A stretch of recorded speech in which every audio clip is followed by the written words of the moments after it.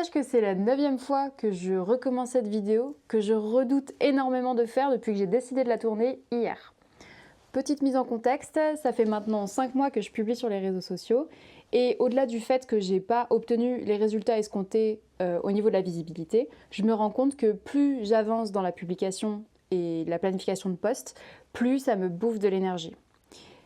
Et surtout, en regardant en arrière, je me suis rendu compte que plus le temps passe et plus j'arrondis les angles. Donc plus je transforme ma manière de partager les choses, mon comportement, mes mots, ma gestuelle, etc.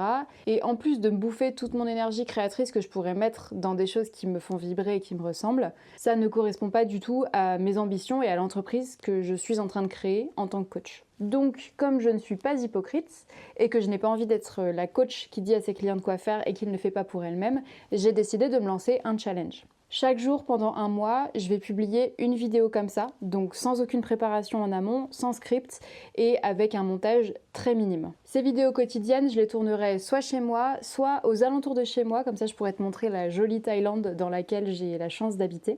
Le but de ces vidéos, c'est que tu apprennes un peu plus à me connaître et pour moi, de passer cette étape, de te montrer ma vulnérabilité, mes challenges, mes obstacles, mes blocages et ce que j'ai mis en marche et qui a fonctionné pour moi. Donc c'est-à-dire que tous les trucs que j'essaye de glisser sous le tapis depuis 5 mois par peur de l'image que tu vas avoir de moi, bah là je vais te les montrer. Je vais te les montrer, te les expliquer, te les décrire et avec un peu de chance, t'en tireras toi-même des protocoles que tu pourras appliquer à ta vie quotidienne. Parce qu'en plus d'être coach, je suis moi-même humaine et en tant qu'humaine, j'ai mes challenges, j'ai mes blocages, j'ai mes freins. La différence, c'est que j'ai appris des armes pour relever ces challenges-là et c'est ce qui me permet de continuer à avancer. Donc aujourd'hui, j'aimerais te parler du lâcher-prise au niveau du regard des autres, parce que c'est exactement la thématique de cette vidéo. La raison pour laquelle je me suis autant transformée sur les réseaux sur les derniers mois, c'est parce que le regard que je te prête commence à peser de plus en plus lourd. Je m'explique. En général, au niveau du regard des autres, quand tu commences à te bloquer par peur du regard des autres, tu fantasmes un autre diabolique ou diabolisant. Moi, au niveau des réseaux, pour donner un exemple, je lissais beaucoup mes paroles et mon comportement parce que j'avais peur d'offusquer ou de heurter quelqu'un. Tu vois, si imaginons tu choisis un mauvais mot et que ça réveille des traumas chez la personne, etc., ça c'est quelque chose qui me fait extrêmement peur parce que c'est absolument pas mon but que les gens n'aillent pas bien par ce que je dis, c'est même l'inverse. Et donc je choisissais très soigneusement mes mots à tel point que ça cassait le naturel et que ça arrondissait les angles et que ça finissait par ne parler à personne. Et en fait, à force de réfléchir, donc le regard des autres c'est quelque chose sur lequel j'ai déjà énormément travaillé. Par contre, je ne l'ai jamais travaillé en tant que figure publique. Sauf que quand tu postes sur les réseaux sociaux comme ça, donc si tu as un business, etc., et que tu en parles autour de toi, bah, tu n'es plus juste une figure privée, tu deviens une figure publique. Donc le travail sur le regard des autres, qui est déjà un sujet bien délicat dans la vie de tous les jours, il est encore différent quand tu t'exposes face à tout le monde. Dans tous les cas, le regard des autres, c'est quelque chose qu'on se fait peser sur nous-mêmes et qui a tendance à saper complètement notre naturel.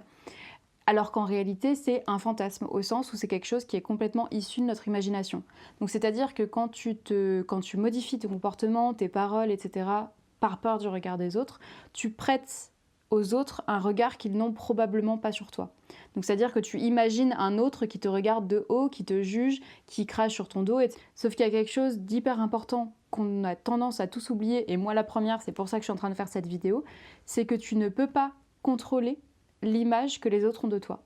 De base, tu ne peux pas contrôler la façon dont ils te perçoivent. Tu ne peux pas contrôler si ils vont mal parler de toi, si tu vas les offusquer, si ils vont apprécier ce que tu dis ou tout l'inverse. Donc si tu gardes ça bien en tête, si tu te dis qu'en fait, dans tous les cas, tu ne peux pas contrôler ce que les gens pensent de toi et la façon dont ils te perçoivent, quel est l'intérêt de te changer pour ça ? Parce qu'en fait, t'auras beau te changer, tu pourras quand même pas contrôler la façon dont ils te voient. Et donc en réalité, quand tu regardes par ce prisme-là, le travail sur le regard des autres, c'est plus un travail de lâcher prise.